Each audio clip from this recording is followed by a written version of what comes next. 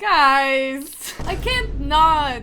Let's check. What? Oh my god. The medium has 80 and the large has 210.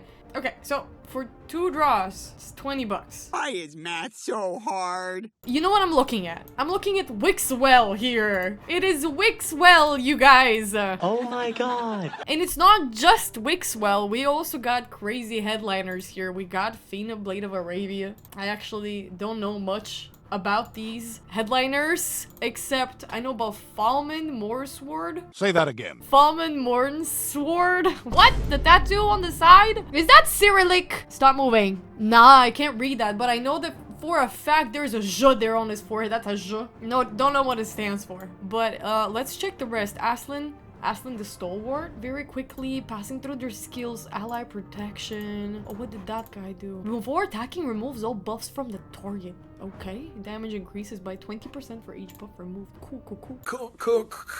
AoE on his A2. Interesting.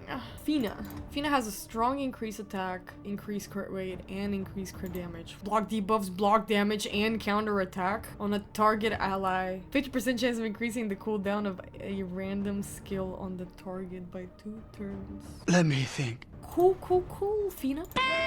Dune Lord Gregor. Cool. Oh my god. The aura of this champion. Strong increased attack, strong increased accuracy. Crazy. Increased duration of ally buff. Cool stuff here. Again, Wixwell and Armand's. Kaja the Rai looks like the Mad Hatter, if you ask me. She'd be looking like the Mad Hatteress. She is crazy. Right, turn meter, we had turn meter control. Fills the turn meter of 20%. Removes 2 random debuffs. Revives all dead allies. Some juicy champions here. We also can't forget to mention, oh my god, we got a Juliana there. Okay, we've got a Stag Knight there. We've got a Mordecai, shout out. We've got a What do you mean? Elisinia. And we've got a BB, and you're watching me play Raid Shadow Legends, you guys. How's it going? I forgot to introduce myself. I always skip past that part of the video because I just want to immediately get to talking to you guys and hanging out with you. But the other thing that I also want to talk about very quickly before we pull ourselves and we decide which pack to go for. Guys, if you still haven't found out, get yourself your very own Karato Foxhunter for free. Karato Foxhunter as a starting champion using my beginner promo link, which you can find in the description box below, man. Karato Foxhunter will be carrying through arena, through campaign, through dungeons, through any stage of the game. All you have to do is set up a brand new account with Player and Play, use a brand new email, do that on the PC. Once you complete the game tutorial, Karato will be waiting for you in your inbox, and as you level up in progress, at level 40 you're gonna get Fane, level 45 you're gonna get Romero, and level 50 you're gonna get Vergis. Oh yes. It did not just end with Karato. You are going to get 3 more free epic champions to carry through the different stages of the game. So get on that offer while you still can, you guys. And now let's get to whaling. To really make it worth a shot at obtaining Wixwell, I think it's only due that we go for the large crystals pack. And if this Alice in Wonderland event comes with any pay-to-win content, I will be so... yeah, I hope I don't regret this decision. And that is a lot of spending for January, guys. I think I'm gonna call it quits here. I think we have spent enough for the month. Let's spend it wisely. Okay, these beautiful Prism shards, you guys. Let's see if they're gonna get us a Wixwell or a Freya or any of these headliners or anyone for that matter. This is a really good lineup and I decided, yeah, that's worth the shot. I'm gonna go for it. I'm going for it. So, let's get right into it. Ooh.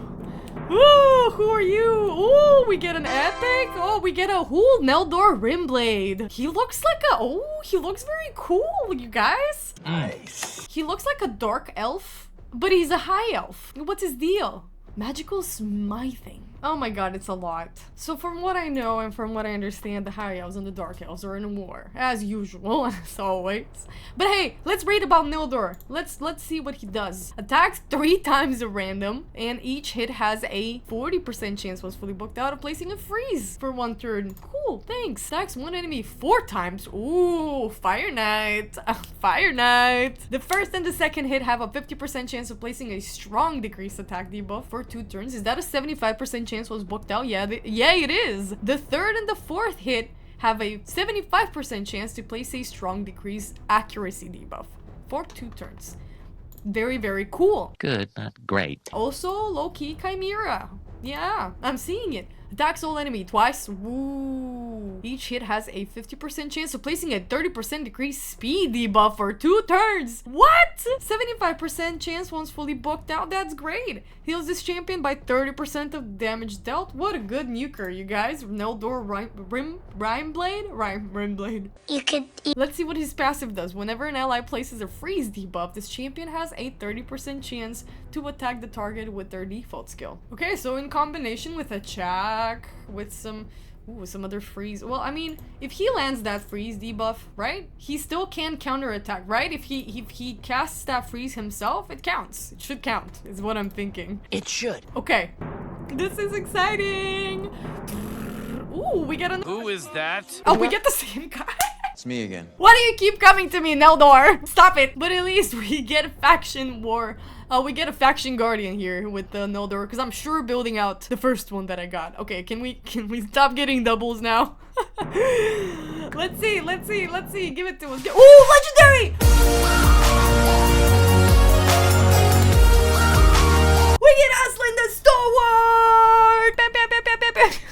Okay, let's see what Aslan the Stalwart does. We have a Banner Lord Faction Guardian. Oh, the signs, the sigils on the front, on the floor. He's got a good hide there. Is that a fox hide? We do not support animal violence here, sir. It's fake. Either who. I like that flag. Carry that flag on your shoulders, brother. And that hammer. Let's see what he does. 50% chance, 75 once fully booked out of stun for 1 turn. Will ignore 25% of the target's resistance if he's under a shield, which Zigmund of High Shield can take care of. Heals all allies, but a total value of all shields on all allies. Then removes all shields from all allies and attacks all enemies. The damage dealt by this attack is equal to the total value of the shields removed. Damage cannot exceed 1000% of this champion's defense. This is some rigged combo, you guys. What is even this? He's the best. All the Banner Lords are Loki shield champions, at least the ones that I have so far. So this works out great. Does that count buffs from artifacts? Does it count the shields from artifact sets? I need to know. This is insane. On a 3-turn cooldown? Hello? Hello there. What is this broken skill? Places a shield buff equal to 30% of this champion's HP on all allies for 2 turns and 50% ally protection buff on all allies except himself for 2 turns. For 1 faction ally, instantly activates the skill whenever an ally is revived. Will not put the skill on cooldown. If there are multiple champions on the team with the skill, only 1 will activate. Also, for 2 faction allies, he places a block damage buff on himself for 2 turns. That and much, much more. And for 3 faction allies, buffs placed by the skill cannot be removed on a 3-turn cooldown once fully booked out. This is absolutely insane. Allies under shield buffs receive 10% less damage. If there are multiple champions on the team with the skill, only 1 will activate. For 1 faction ally, Banners. Allies under shield buffs are immune to stun, freeze, sleep, provoke, fear, true fear, and petrification debuffs. Let's go!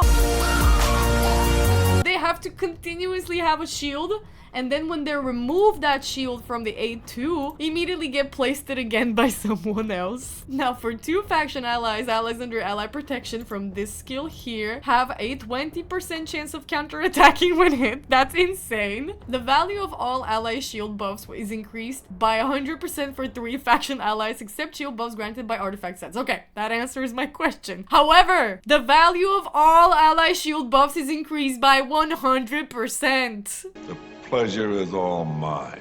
And then increases ally defense in all battles by 25 and ally HP in all battles by 15% for Banner Lords. I agree with this.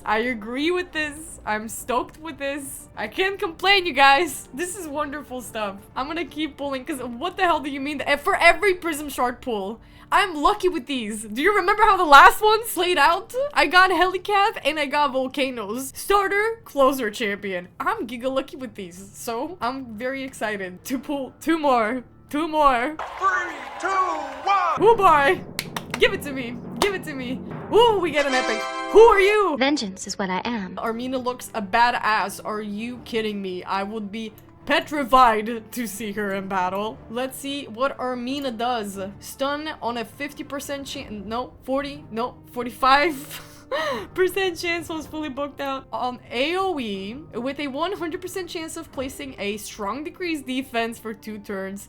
Steal 7.5% of the turn meter for targets under decreased defense debuffs. Cool! Decrease the turn meters of all enemies by 20. Has a 100% chance was fully booked out of placing a stun for 1 turn on enemies who have their turn meters fully depleted. Alright.